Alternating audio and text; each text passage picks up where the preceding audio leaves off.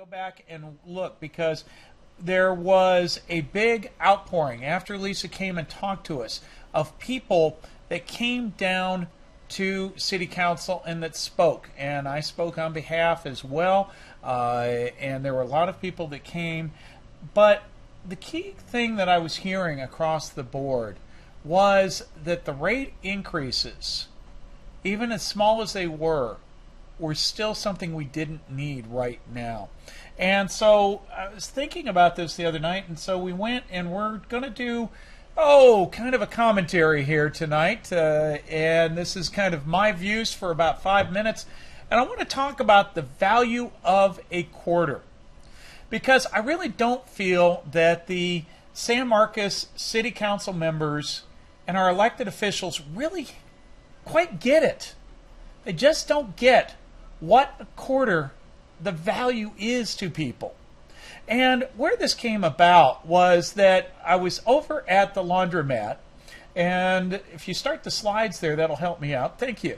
And we were going and figuring out, I had about $20 this week in budget, or not $20, probably had about $50, but that had to get me to the end of this week, had to get my son lunches at school. And at $2 a washer load and $1.50 a dryer load, I could only do so much laundry. And I was sitting there thinking, well, what's going to happen when this business, when the rates go up? And how do people actually afford this every week? And I'm sitting there, and I've got a gentleman outside that is living out of his pickup truck that is trying to sleep, and that he's coming inside to get a little bit of air conditioning. It's tough out there, and I know that. I see around this town. I go around, and we're going to do a overnight video one of these nights and show you what goes on around the city that you don't get to see. But it's really important that you realize that for each load of laundry that you have to do, that's going to cost money for people. And you have to decide this against a school lunch. And, I'm blessed in that I am just above that poverty level for what I make at my job. This is all for free, folks. I don't make lots of money doing this, but it is what we enjoy doing for the community. And it cost my son $2 for each day at school for lunch. So I've got to decide, am I going to give him money for his school lunches, do the laundry, the gas to go to work? And these are quarters that I'm sitting here figuring where those quarters are going to go and how that is going to matter. Well, one of the comments that we had at the City Council meeting was that, that they understood and, about this, but that Kim was complaining when people were saying that this was going to cost the poor people in the town, and that you just didn't get it, and that you people behind the dais, that you're making too much. Well, the people making the comments really didn't get that. No, it's not a paid position for the people on the city council, although they do get stipends, they get some benefits, but it's not a paid position. But Kim, I couldn't believe it. It blew my mind. She said, well, I haven't had a raise in 2 years. Kim, come on. Kim, you are a community relations manager at the college. The community, I looked this up earlier tonight.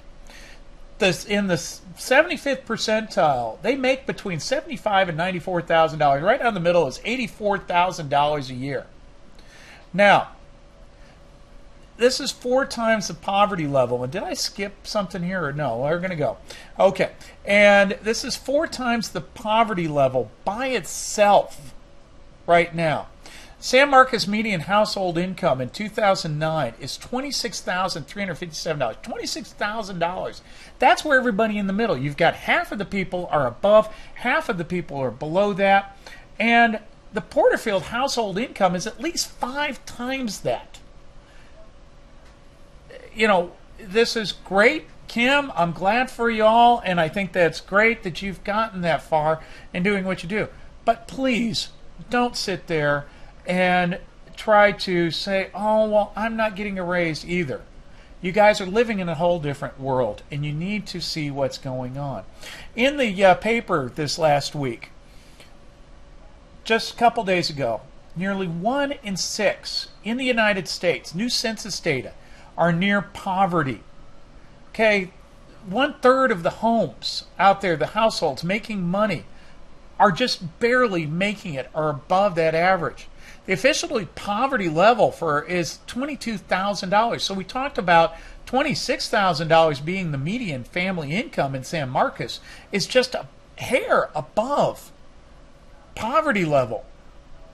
Now, you know, when we sit here and we talk about raising rates and raising taxes and housing and affordable housing and new things that are coming in, and all of these things that we're building in San Marcos, that we want to have all of these places for people to go out to.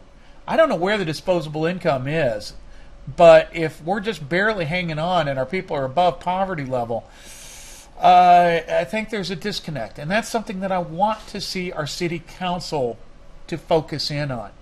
Now go back to the one slide there, and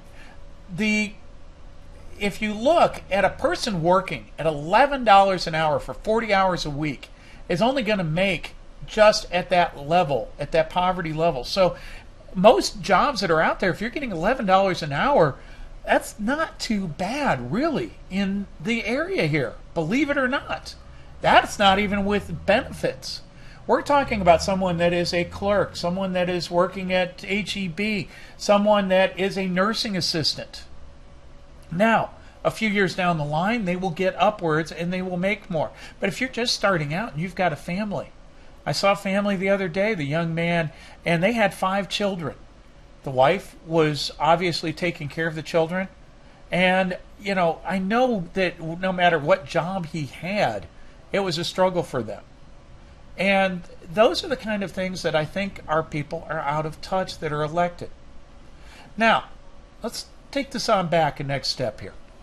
And let's look at, on August 16th, the city lowers its proposed water and wastewater rate increases. That was due to citizen involvement. That's what we talk about here on the show. That was Lisa Spencer going down and saying, hey guys, you made a big boo-boo. You made a big mistake. And they found that and they said, oh, okay, well, we're not going to raise it quite so much. Well, Lisa said, no, that's not the point. You don't need to be raising it at all. And there was people that stepped up last week and they talked about that it's not just the rate increase, but it's the way that they're raising that increase. And go back to that for me, please. And the increased rate in the bill that they're talking about is about $2 a month. $2 a month. That doesn't sound like that much, but that's quarters, folks. $2 a month for the average home. But what about businesses? What about the laundromat? Okay, so let's go back to the laundromat. Well, the business owner, he's going to pay a higher rate. He's going to charge more. Remember that $2? Well, it's going to go up to $3 for a load of laundry. May not seem like a lot. But to people that are sitting here and worrying about how they're going to pay for their kids' school lunches or how they're going to pay for gas in the tank, this turns into a tax on those who can at least afford it. So, what I heard people standing up and talking about at City Council was that they would rather see the tax rate, us be honest about that, and that we stop taking money from all of these different buckets that we have in the city and moving it from the electric and the wastewater and the CIP, which is our capital improvements, and moving these things around. Because what happens is the electric and the wastewater, there's what they call a franchise tax, or it's just a franchise fee. And it's about 6 or 7 cents out of every dollar that you pay for your electricity or for your water goes back into the general fund. Well, the general fund covers everything from your replacing a light to something at the park to buying art. You know, all these things come in to all of these funds. The art is paid for out of the hotel motel tax, but different things to run the city. Over 65% of that general fund is to pay the salaries of the people at the city. That's pretty high, but that's what we've got. That's what Jim Newsney has to work with. He's coming in, Daniel Guerrero. All of these people are trying to work, but the citizens were down here this last week and said, enough of the shell games. We want you to call the rate increases what they are, that you're basically taxing, to put that money back into the general fund. Stop doing that. We want that stopped. And I think the council heard that. But we need, well, let's go on back. So let's talk about, do the candidates know the value of a quarter? We were kind of doing this exercise coming down here tonight, driving on into the studio. If you don't realize it, for every one of these signs, the large signs that are up with the post, that's $40, folks. Those small signs, they're about $3 to $5. It's even $1 just for that metal piece that goes in there. So, where's that money come from? Are you going to vote for the guy that gives you the biggest sign? Or are you going to vote for the guy that knows the value of the quarter? Okay?